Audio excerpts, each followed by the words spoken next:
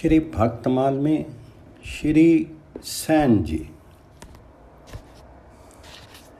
प्रभु दास के काज रूप नापित को कीनो, क्षिप्र छुर हरि गही पानी दर्पण तह लीनो। ता दृश्य हुए तिह काल भूप के तेल लगायो, उल्टी राव भयो शिष्य प्रगट परचो जब पायो।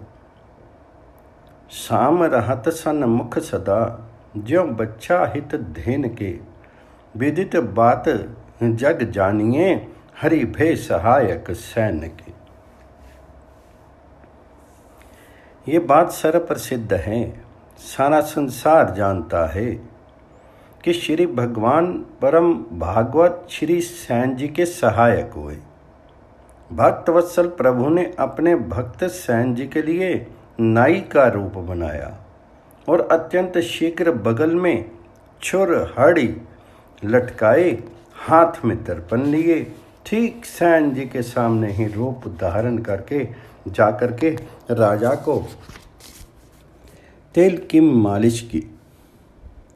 राजा ने ये रहस्य जाना तो वह उल्टे श्री सैन जी का ही शिष्य बन गया। जैसे नवीन ब्याई हुई गाय हमेशा अपने बछड़े के हित के लिए सामने ही रहती है, उसी प्रकार भगवान श्री श्याम सुंदर जी श्री सैन जी के हित के लिए सदा उनके सन्मुख ही बने रहते थे। श्री सैन जी से संबंधित कुछ विवरण इस प्रकार हैं। 500-600 साल पहले की बात है।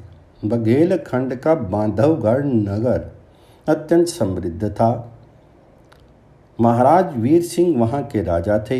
इसी नगर में एक परम संतोषी उदार विनयशील व्यक्ति रहते थे। उनका नाम था सैन। राज परिवार से उनका नित्य का संपर्क था। भगवान जी की कृपा से दिन भर की मेहनत मजदूरी से जो कुछ भी मिल जाता था, उसी से परिवार का भरण पोषण और संत सेवा करके वे निश्चिंत हो जाते थे। वे नित्य प्रातःकाल स्नान, ध्यान और भगवान जी के स्मरण पूजन और भजन के बाद ही राज सेवा के लिए घर से निकल पड़ते थे और दोपहर को लौट आते थे। जाति के नाई थे। राजा का बाल बनाना, तेल लगाकर स्नान कराना आदि ही उनका दैनिक काम था। एक दिन वे घर से निकले ही थे कि उन्होंने देखा एक भक्त मंडली मधुर मधुर ध्वनि से भगवान जी के नाम का संकीर्तन करती उन्हीं के घर की ओर चली आ रही। सैन ने प्रेम पूर्वक संतों को घर ला करके उनकी यथाशक्ति सेवा पूजा की और सत्संग किया। उधर महाराज वीर सिंह को प्रतीक्षा करते करते अधिक समय बीत गया। इतने में सैन नाई के रूप में स्वयं लीला बिहारी राजमहल में पहुंच गए। सदा की भांति उनके कंधे पर छुरे, कैंची तथा अन्य उपयोगी सामान तथा दर्पण आदि की छोटी सी पेटी लटक रही थी। उन्होंने राजा के सिर में तेल लगाया, शीर में मालिश की, दर्पण दिखाया। उनके कोमल कार्य स्पर्श से राजा को आज जितना सुख मिला उतना और पहले कभी अनुभव में ही नहीं आया। सैन नाई बने भगवान राजा की पूरी परिचर्या और सेवा करके चले गए। उधर जब भक्त मंडली चली गई तो थोड़ी देर के बाद भक्त सैन को स्मरण हुआ कि मुझे तो राजा की सेवा में भी जाना है। उन्होंने आवश्यक सामान लिया और डरते डरते राजपथ पर पैर रखा। वे चिंताग्रस्त थे। राजा के बिगड़ने की बात सोच करके वे डर रहे थे। कुछ भूल तो नहीं आए। एक साधारण राज सैनिक ने टोक दिया, नहीं तो अभी तो राजमहल ही नहीं जा सका। सैन आश्चर्यचकित थे। आपको कुछ हो तो नहीं गया है? मस्तिष्क ठिकाने तो है ना?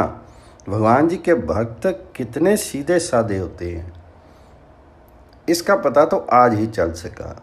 सैनिक कहता गया, आज तो राजा आपकी सेवा से इतने अधिक प्रसन्न हैं कि इसकी चर्चा सारे नगर में फैल रही है।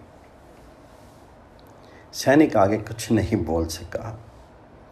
सैन को पूरा विश्वास हो गया कि मेरी प्रसन्नता और संतोष के लिए भगवान को मेरी अनुपस्थिति में नाई का रूप धारण करना पड़ा। वे अपने आप को धिक्कारने लगे कि एक तुच्छ सी सेवा पूर्ति के लिए शोभा निकेतन श्री राघवेंद्र को बहुरूपिया बनना पड़ा। प्रभु को इतना कष्ट उठाना पड़ा।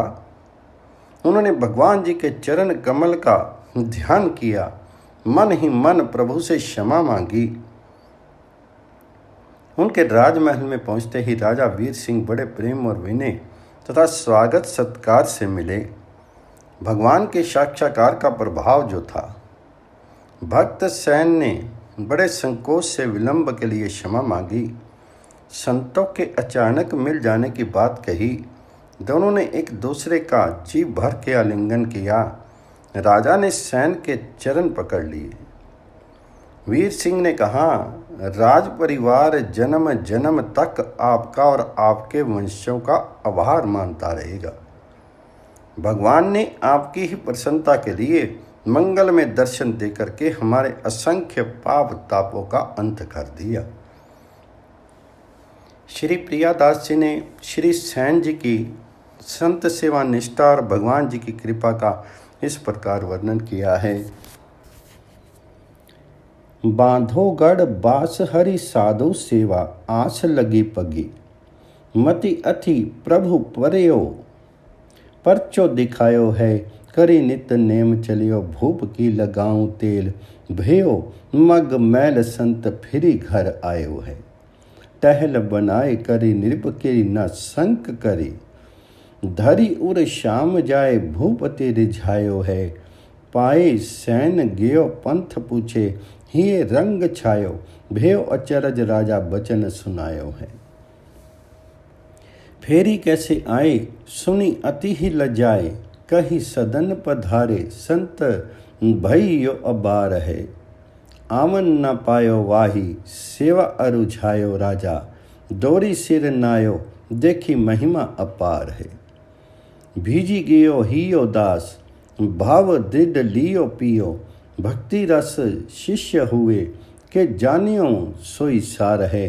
अब लो हूँ प्रीति सुत नाती वही रीति चले, होरा जो प्रतीति प्रभु पावे निराधार है।